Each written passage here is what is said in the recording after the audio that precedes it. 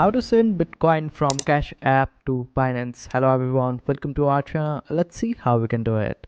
So for this, just simply open up your Binance account and this is how it will look like. Now open up your spot wallet on Binance and just wait for it to load.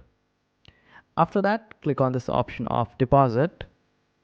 Now select the option of deposit crypto. Now wait for it to load and select Bitcoin over here. Let me select BTC and now it will ask you to select the network.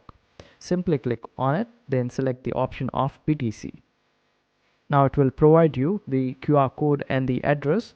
You can simply scan this particular QR code using your Cash App and send your Bitcoin.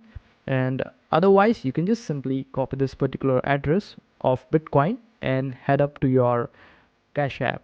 On Cash App, open up the Bitcoin section. Over there, select the option of send, then type the amount that you want to send.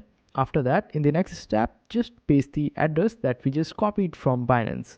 And this way, you would be able to send the Bitcoin from your Cash App to Binance. And that's how you do it. I hope this video was helpful. Make sure to hit that like button and also subscribe to our channel for more helpful videos.